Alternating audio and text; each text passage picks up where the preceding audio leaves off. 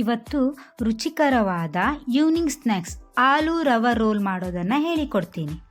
ಒಂದು ಪ್ಯಾನ್ಗೆ 2 ಕಪ್ಪು ನೀರನ್ನು ಹಾಕಿ 1 ಚಮಚ ಜೀರಿಗೆ, 1 ಚಮಚ ಎಣ್ಣೆ, ರುಚಿಗೆ ತಕ್ಕಷ್ಟು ಉಪ್ಪನ್ನು ಹಾಕಿ ಚೆನ್ನಾಗಿ ಕುದಿಸಿ.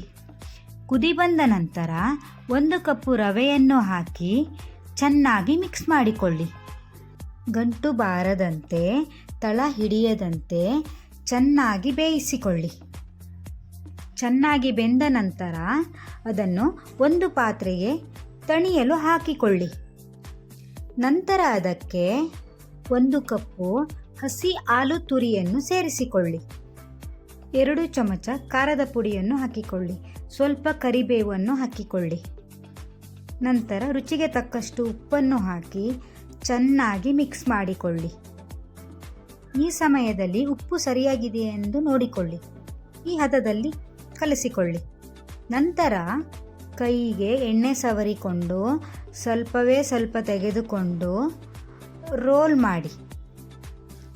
ನಂತರ ಕಾದ ಎಣ್ಣೆಗೆ ಹಾಕಿ ಚೆನ್ನಾಗಿ ಕರಿಯಿರಿ. ಹೊಂಬಣ್ಣ ಬರುವವರೆಗೂ ಕರಿಯಿರಿ. ರುಚಿಕರವಾದ ಆಲೂ ರವೆ ರೋಲ್ ಸವಿಯಲು ಸಿದ್ಧ.